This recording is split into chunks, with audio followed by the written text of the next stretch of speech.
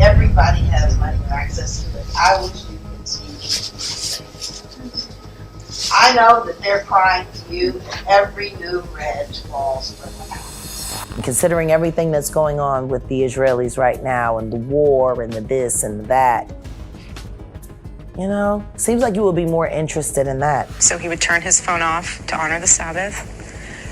He would come in, open the junk drawer. Everyone has a junk drawer. Open the junk drawer, said Shabbat Shalom, put it in there, turn the phone off, slam the door, and he felt so free because he was unreachable. Are you kidding me? Shabbat Shalom. They are rubbing it in our faces at this point. Scientology and TPUSA, two names you never expect to hear in the same sentence. But according to Jaguar Wright, they're deeply connected. And she's claiming that Charlie had no idea the very people he trusted were the ones plotting against him. In her words, that's exactly dead. Jaguar says Erika Kirk was secretly working with TPUSA donors, including controversial Scientologist John Mappin. By now, you've probably seen the rumors floating around. The ones claiming Charlie was betrayed from within, that he was set up, manipulated, and led straight to his own assassination. And all fingers, they keep pointing back at Erika. But here's the thing. No one wants to talk about Scientology. Now listen to this tweet that's blowing up right now. It says, so no one's going to mention that Scientologists Ira and John Mappin, yes, the same ones listed in Epstein's Black Book, helped Charlie Kirk launch TPUK, and they even brag about being close friends with Erika. If that's true, then Charlie's death wasn't just about betrayal. It was about infiltration, because this Scientology link, it's a whole lot darker than anyone wants to see how he ended up met. It came to say, like, there's a lot of that's government-based going on. All right, let's start with the Mappins, John and Ira Mappin. You might recognize them as the British Scientologists who own Camelot Castle, or maybe from another place entirely, Epstein's infamous Black Book. Yep, their names are right there on that list, among the many powerful people nobody seems to want to talk about. John Mappin isn't just casually involved with Scientology, he's deep in it. He spent years in Los Angeles studying every layer of the Scientology system. And according to multiple reports, Camelot Castle isn't just a hotel, it's allegedly a front for Scientology recruitment. Now, here's where it gets even weirder. There's an old video of John Mappin himself explaining Dianetics, the so-called Bible of Scientology, written by its founder, L. Ron Hubbard. For those who don't know, Dianetics is basically a self-help manual that promises to free your mind from bad memories, past traumas, or even events from past lives. Some say even alien invasions. You know, one of the reasons why I always go back to Dianetics. If you really want to know the truth, Dianetics is one of the most incredible tools that allows you tell the difference between truth and lies. It is so extraordinary. This book, by the way, in the hands of the freedom movement, is a secret weapon. Now hold on a second. John Mappin is out here calling Dianetics the secret weapon for the freedom movement. But Charlie was a devout Christian, a man who lived and breathed the Bible, so why on earth would he allow Scientologists to push their alien trauma therapy under the banner of his movement? And then there's the blackmail angle, the part nobody ever wants to talk about. In Scientology, there's something called knowledge reports. Detailed files members are required to write about each other. These reports are allegedly used to control, manipulate, and even blackmail people into staying loyal to the church. So if Scientology really did infiltrate Charlie's circle, that changes everything. Author Andrew Morton, the man who stripped bare Princess Diana's private life, then Monica Lewinsky's, is about to release his new book about Tom Cruise.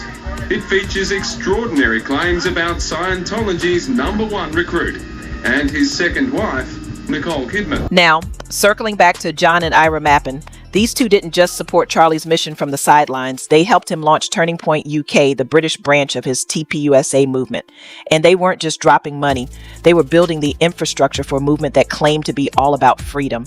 One user on X pointed out, John and his wife, Irina Mappin, helped Charlie Kirk set up Turning Point UK, the same John Mappin listed in Jeffrey Epstein's Little Black Book. The user added that Mappin even attended Charlie's memorial, saying, "It's all one network, all connected." Then another user shared a screenshot from John Mappin's official website where he lists spiritual technology as one of his offered services. That same user wrote, "Can someone explain to me what John Mappin and Turning Point UK mean by spiritual technology? How does that tie into Scientology and Freemasonry? Because I don't think that connection is far-fetched." But here's the part that made everyone's jaw drop. John Mappin himself replied. He wrote, "I hope this helps," and then dropped a link to a video from Scientology's official YouTube channel explaining spiritual technology. So what does all of this actually mean? What was Scientologist John Mappin's endgame in getting involved with Charlie's Christian movement? Think about it. This is a man whose name appears in Epstein's contact list, who owns a literal castle in the UK, and who's tied to one of the most secretive organizations on earth. According to cult expert Rick Allen Ross, Scientology's influence runs way deeper than most people could ever imagine. Scientology would be a group that I would be concerned about, even though there are many celebrities involved in it. It's a shrinking organization, but they still control a great many people, and they have an enormous amount of money and property that they control. And that's exactly what they were offering Charlie. Influence. But these weren't just enthusiastic supporters of the cause. The Scientologists operate like seasoned cult strategists, quietly slipping behind the scenes, using connections, money, and power to bend movements to their will. So let's break down how Scientology actually works. Most people think it's just a strange religion with odd beliefs, but it's much more sinister than that. It's a power structure, a system built entirely on control. You don't just stroll into Scientology and get a membership card. No, these people play the long game. First, they don't recruit just anyone. They specifically target influencers, celebrities, and people with money or political reach. And the real trick, they never show their hand right away. They lure you in with promises, networking, access, and spiritual growth. But once they've got their hooks in, the mask drops. Suddenly you're being isolated, monitored, and manipulated. They take over your environment, rewrite your story, and slowly they take you. Because at its core, Scientology is all about control. Controlling what powerful people say, who they speak to, and how they move. So while Charlie might have believed John Mappin was just helping him build Turning Point UK, this wasn't charity. It was infiltration. Now ask yourself this. Why would two Scientologists with documented ties to Epstein be so invested in a Christian movement? That question leads us straight to the Erika Kirk connection. Erika, former pageant queen, reality TV face, and now CEO of TPUSA, is no stranger to controversy. And if you've been following this channel, you already know there are cracks in her carefully polished image. According to that viral tweet, the Mappins couldn't resist bragging about their close friendship with her. But here's where things start to look even sketchier.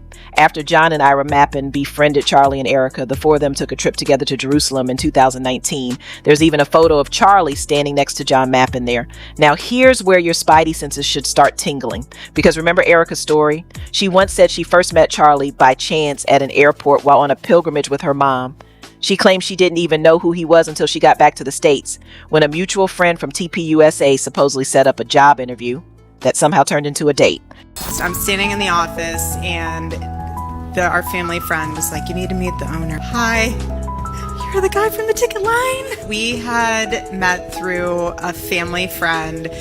He had invited me to the office opening for Turning Point USA, which I know several of you guys are supporters of. And so I went to the office opening and he was like, "You need to meet the CEO in New York." So what does all of this really mean? Was it all one big setup from the start? Because let's not forget, Charlie's stance on Erika's pilgrimage country suddenly shifted right after those high-profile donors started applying pressure. It's almost like someone was pulling strings behind the scenes, making sure he fell back in line, no matter what it cost him. But it goes to the point where, if, for example, if I have less ability sometimes online to criticize the Israeli government about backlash than actual Israelis do. It's been almost so as if unfair. They were coming after you after Turning Point for, among other things, that you had Dave Smith there. Dave Smith isn't allowed to criticize Israel. You had both sides. The Israeli side was overrepresented. No, you're not allowed to. It's even worse than. But it gets even spookier in her latest interview. Erika isn't just reminiscing, like she's rewriting history. The way she talks about Charlie now, it's like she's trying to erase who he really was and replace it with something completely different. Erika Kirk is a plant. Charlie wrote you letters. I know. Every week? Every Saturday, so he would turn his phone off to honor the Sabbath. He would come in, open the junk drawer. Everyone has a junk drawer. Open the junk drawer, said Shabbat Shalom, put it in there, turn the phone off, slam the door, and he felt so free because he was unreachable. Are you kidding me? Shabbat Shalom. They are rubbing it in our faces at this point. But let's not overlook what Candace Owens uncovered. Those 12 unidentified cell phones that were detected at Utah Valley University on the very day Charlie was killed. There were for whatever reason, 12 Israeli cell phones on the ground at Utah Valley University the day that Charlie Kirk was assassinated. This has completely spooked the people that are very high up in government. Now, to be clear, I don't mean that there were 12 VPNs that were switched and routed through Israel on that day. I mean that there were 12 personal cell phone accounts that were opened in Israel, okay? Like you go into Verizon in Tennessee or in Connecticut and you open your phone. I am saying that they opened their phones in Israel, those accounts in Israel, and they were on the ground on September 10th at Utah Valley University when Charlie was shot. Now, Jaguar Wright is weighing in, saying that the whole Scientology Erika honeypot connection deserves a deeper investigation.